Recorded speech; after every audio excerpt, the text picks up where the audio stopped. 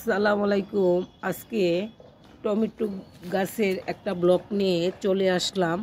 মাশাআল্লাহ, আমার টমেটো গাছ এবারে আমি ছাদে টমেটো গাছ লাগাই নাই, একটা চারা আমি টপে লাগিয়েছি। এখন মাশাআল্লাহ মোটামুটি যেটুকু এসেছে আমি হাজার শুকরিয়া।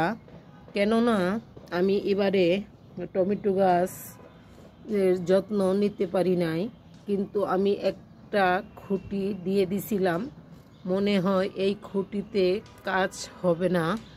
এখন টমেটোর জাতটা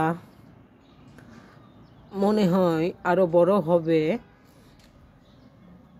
এখন আমি দেখি আরেকটা খুঁটি ভালোভাবে দিয়ে দিব।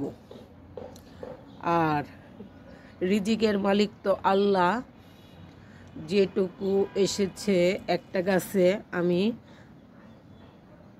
অনেক শুকরিয়া। আর আমি এখন বাঁশের একটা খুঁটি দিয়ে দিব। আমি একটা খুঁটি ছিল, আরেকটা খুঁটি আমি দিয়ে দিছি, কারণ এই টমেটোর যে ডালটাতে মানে টমেটোটা এসেছে, এই ডালটা আমি আরেকটা খুঁটির সাথে বেঁধে দিছি। কেননা এদিকে যদি টানটা এদিকে যদি থাকে, তাহলে এই টমেটোর লোড মানে ওজনটা কম হবে। তার জন্য আমি টান টান করে আরেকটা খুঁটিতে বেঁধে দিছি। আর এদিকেও আমি টান টান করে বেঁধে দিছি। আর এই যে নিচে একটা ডাল, আর এই যে আরেকটা ডাল, এটি আমি আরেকটা খুঁটি গেড়ে ওই খুঁটিতে বেঁধে দিব। সাথে থাকে আমি আরেকটা খুঁটি নিয়ে আসি।